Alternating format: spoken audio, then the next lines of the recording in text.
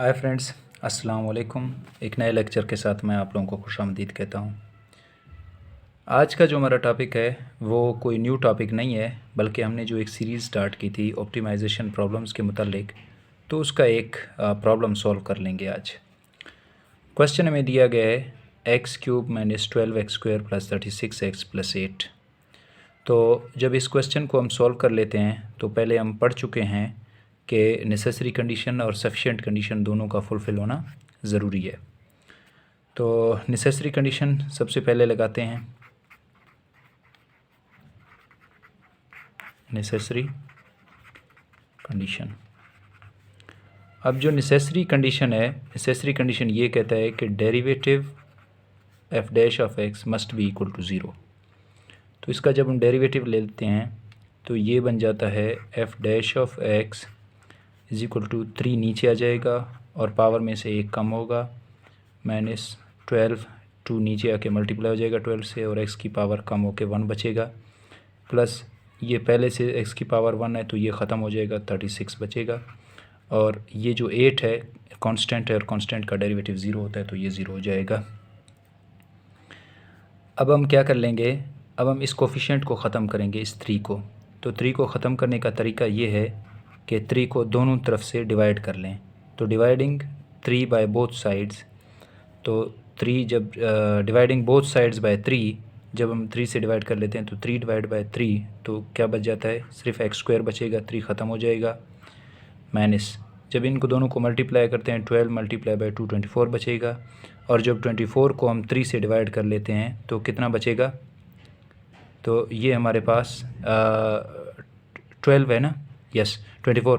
जब 24 को 3 से डिवाइड करते हैं तो 8 बचेगा, ठीक है, प्लस 36। जब 36 को हम 3 से डिवाइड करेंगे तो 12 बचेगा, इज़ इक्वल टू, जब 0 को 3 से डिवाइड करेंगे तो 0 ही आ जाएगा।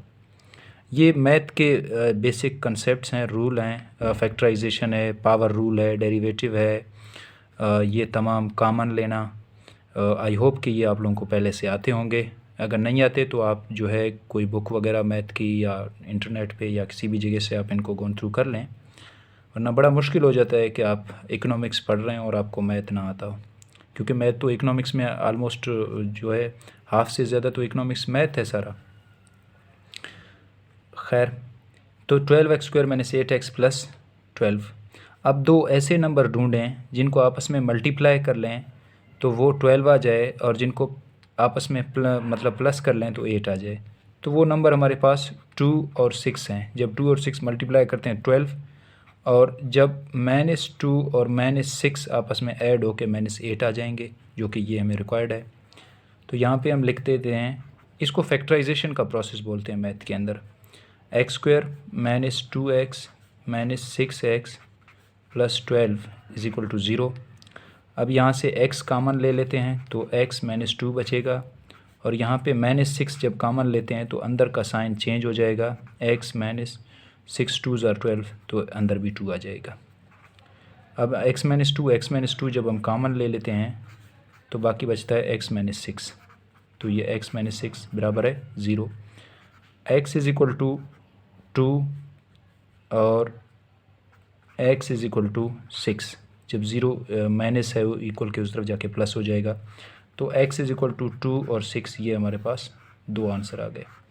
अब ये दो आंसर हमें ऑप्टिमम पॉइंट शो कर रहे हैं, लेकिन हम पहले भी बात कर चुके हैं इस चीज़ के ऊपर। जब इकोनॉमिक्स के अंदर हम ऑप्टिमम पॉइंट की बात करते हैं तो हम दो पॉइंट्स की बात कर रहे होते हैं, या तो हम मैक्सिमम की बात कर रहे होते हैं कि कौन से पॉइंट पे हमारी रेवेन्यू या प्रोडक्शन सबसे ज़्यादा होगी, मैक्सिमम होगी, या हम मिनिमम पॉइंट की बात कर रहे होते हैं कि कौन से पॉइंट पे हमारी कॉस्ट ऑफ प्रोडक्शन मिनिमम हो जाएगी।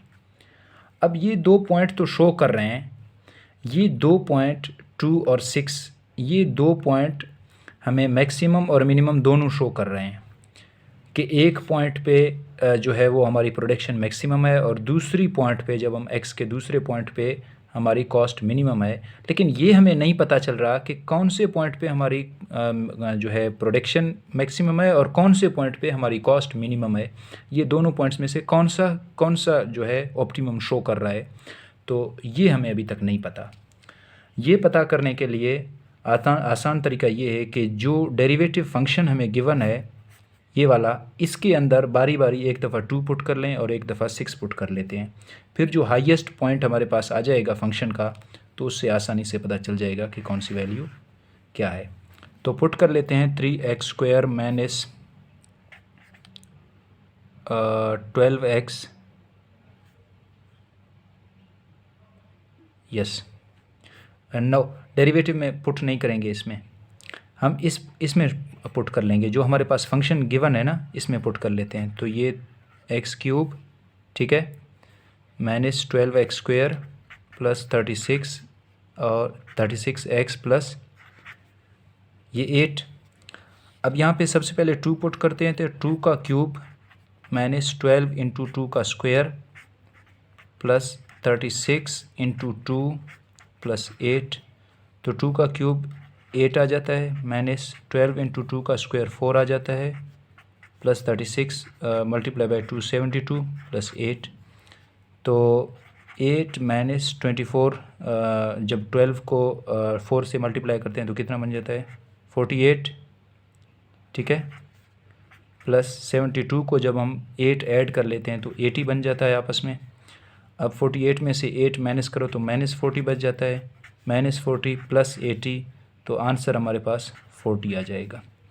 तो f के अंदर जब हम 2 पुट कर लेते हैं तो हमारे पास फंक्शन का आंसर है 40। और फिर इसी तरीके से अब जब इस फंक्शन के अंदर हम 6 पुट करेंगे, यहाँ पे 6 पुट करेंगे 2 के बजाय, तो हमारे पास जो f6 का आंसर आ जाएगा वो 8 आएगा। आप करके भी देख लें, अभी इतना टाइम नहीं है करने का। जब यहाँ पे 2 के बजाय 6 पुट करो, यहाँ पे भी 6 पुट करो, यहाँ पे भी 6 पुट करो, इसका क्यूब ले लो, डेरिवेटिव ले लो, मल्टीप्लाई करो, सिंप्लीफाई करो, आंसर हमारे पास 8 आएगा। तो इससे ऑब्वियसली जो हमारे पास 2 है वो मैक्सिमा शो कर रहा है, हाईएस्ट पॉइंट शो कर रहा है, और जो 6 है वो कम शो कर रहा है कि यहाँ पे हमारी कॉस्ट कम से कम है और यहाँ पे हमारी जो है आउटपुट मैक्सिमम से मैक्सिमम है। तो इसका ग्राफ जो है वो किस तरीके से बनेगा, इसका ग्राफ कुछ इस तरीके से बनेगा, ठीक है। ये 2 है, x की वैल्यू अगर ले लें और ये फंक्शन ले लें f(x), ये 0 है और ये हमें 6 शो कर रहा है। तो अगर ये हमें 8 शो कर रहा है तो ये हमें 40 शो कर रहा है। अब ग्राफ कुछ इस तरीके से बनेगा कि 2 पे हमारे पास 40 है वैल्यू और 6 पे 8 है। तो ये ग्राफ कुछ इस तरीके का बनेगा, बनना तो इस तरीके का चाहिए कि फ्री एंड कर्व है, थोड़ा टेढ़ा मेढ़ा होगा, खैर ये इस तरीके का ग्राफ बनेगा। तो यहाँ पे जो 8 है ये 6 पे है और जो 40 है वो 2 पे है। अब सवाल ये पैदा होता है कि चलें यहाँ पे तो ठीक है, जो है जो 2 प्रोड्यूस कर रहे हैं वहाँ पे जो सबसे ज़्यादा फंक्शन है वैल्यू हमारे पास है रिलेटिव मैक्सिमा और ये रिलेटिव मिनिमा का। अब हम देख लेते हैं क्या वाकई यही दोनों पॉइंट्स हैं या नहीं, मतलब एक किस्म का चेक आप कह लें। तो उसके लिए फिर हम सफिशिएंट कंडीशन अप्लाई कर लेते हैं।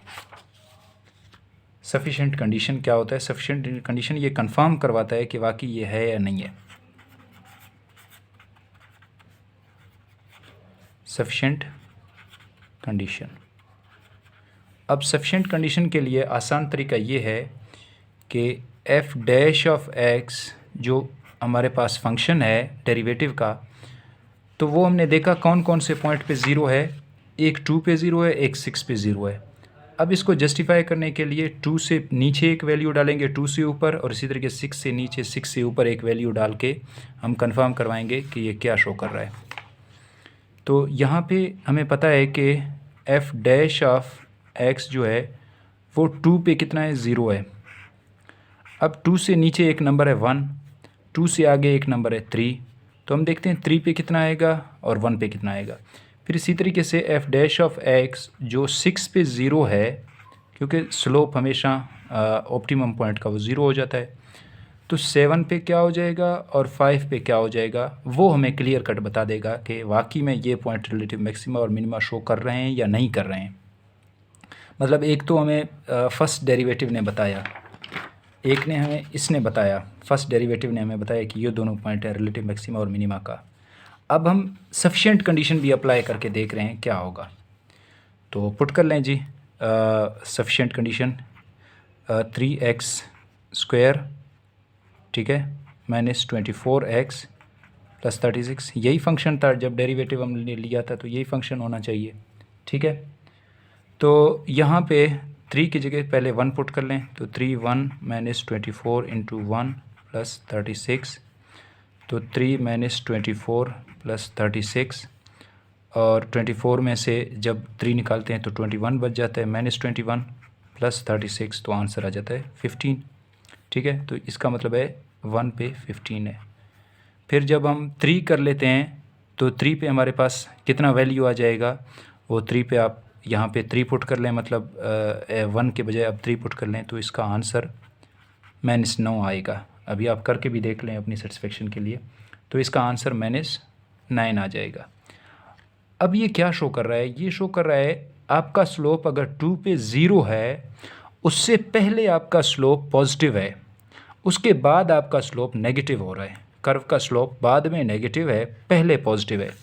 तो इन दोनों केसेस में हम देखते हैं कि ये हमारे पास पॉइंट है 2, अगर 2 पे यहाँ 0 है, इससे पहले स्लोप पॉजिटिवली स्लोप्ड है, कर्व पॉजिटिवली स्लोप्ड है जो पॉजिटिव है, और इसके बाद जो है वो नेगेटिवली स्लोप्ड है, तो कर्व नेगेटिव को शो कर रहा है।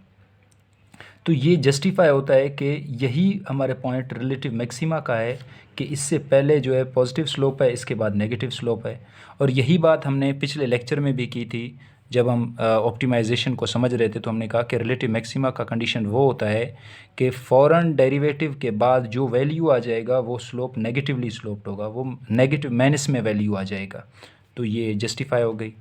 अब इसी तरीके से हम 6 के केस में करके देख लेते हैं कि यहाँ पे 6 पे तो हमारी डेरिवेटिव 0 है, 6 पे हमारे पास वैल्यू 0 है, 5 पे कितना होगा, तो दोबारा इसी चीज़ के अंदर आप वैल्यू पुट करके देख लें, तो यहाँ पे पहले हमारे पास -9 आ जाएगा और बाद में 15 आ जाएगा।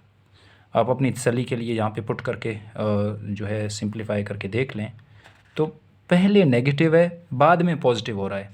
तो ये क्या शो कर रहा है, ये शो कर रहा है कि एक पॉइंट ये जो 6 है, इस पे पहले कर्व नेगेटिवली स्लोप्ड है, ये देखो नेगेटिवली स्लोप्ड है, और उसके बाद पॉजिटिव हो रहा है, उसके बाद पॉजिटिव हो रहा है। तो यही बात हमने पिछले लेक्चर में रिलेटिव मिनिमा के लिए बात की थी कि रिलेटिव मिनिमा के फ़ौरन बाद f' डेरिवेटिव के फ़ौरन बाद जो कर्व है वो पॉजिटिव हो जाएगा, और यही हम देख रहे हैं कि इसके फ़ौरन बाद जो 0 है, इसके फ़ौरन बाद पॉजिटिव हो रहा है। तो ये हमारे पास रिलेटिव मिनिमा का कंडीशन भी फुलफ़िल कर रहा है।